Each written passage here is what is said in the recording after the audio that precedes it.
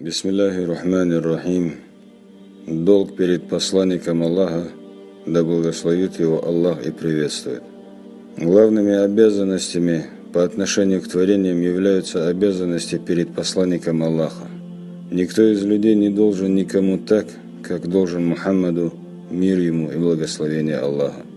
Всевышний Аллах сказал: «Поистине мы послали тебя, о Мухаммад, ко всем людям как свидетеля, который донес и разъяснил им то, чего Аллах желает от них, как вестника, радующего подчинившихся Аллаху тем, что Он обещает им рай, и как увещевателя, предостерегающего о том, что неверующих и непокорных постигнет наказание Аллаха. Мы послали тебя, чтобы вы уверовали в Аллаха и Его посланника, помогали Ему и почитали Его.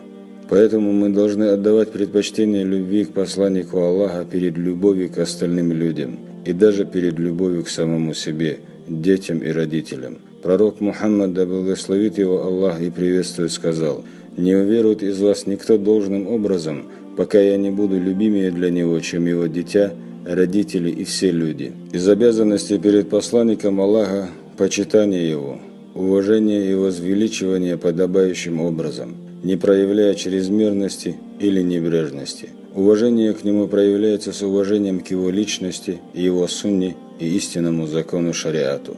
Посмотревший на то, с каким почтением и уважением к нему относились его сподвижники, поймет, как строго выполняли свои обязанности и как отдавали долг посланнику Аллаха эти великие и достойные люди. Вернувшись с Худайбии, Урва сын Мас'уда сказал курайшитам: «О люди, клянусь Аллахом, мне приходилось бывать у царей.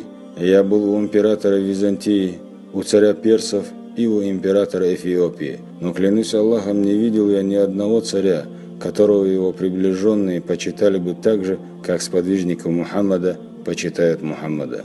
Среди обязанностей перед посланником Аллаха – веру во все то, что он говорил, в том числе и в рассказы из прошлого и будущего. Является обязанностью для нас повиновение Ему во всем, что Он велел, и избегание того, что Он запретил. Также нашей обязанностью является вера в то, что руководство Мухаммада, да благословит его Аллах и приветствует, является наилучшим руководством, что его закон совершенен, и что никакому другому закону, кто бы ни издал его, нельзя отдавать предпочтение, потому что закон Мухаммада – это закон от Аллаха.